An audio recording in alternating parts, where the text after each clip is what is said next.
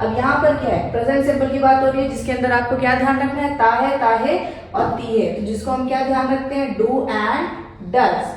अगर हम यहाँ पर बात करते हैं कंटिन्यूअस की, जिसमें क्या आता है, रहा है, राही है, तो यहाँ पर आप क्या यूज करेंगे बच्चा, इज, एम और आर। अगर हम यहाँ पर बात करते हैं प्रेजेंट परफेक्ट की, जिसमें क्या ध्यान रखना है आपको, चुका है, तो इसमें आप क्या ध्यान रखेंगे, यहाँ पर हैज एंड हैड। नेक्स्ट आता है यहाँ पर प्रेजेंट परफेक्ट कंटिन्यूअस, जिसके अंदर आपको क्या ध्यान रखना है, हैज एंड हैव के साथ में आपको बीइंग का ध्यान रखना है। नेक्स्ट आता है पास्ट, जिसमें ता थे, ता थी, राइट, तो इसमें आपको किस चीज का ध्यान रखना है, डिड का। नेक्स्ट आता है पास्ट कंटिन्यूअस का, जिसमें रहा था, जिसमें आपको क्या ध्यान रखना है, वॉज एंड वर का। नेक्स्ट आता है पास्ट परफेक्ट का, जिसके अंदर आपको ध्यान रखना है, हैड का। नेक्स्ट आता है यहाँ पर पास्ट परफेक्ट कंटिन्यूअस, रहा था, जिसमें आपको क्या ध्यान रखना है, हैड के साथ में बीइंग का ध्यान रखना है।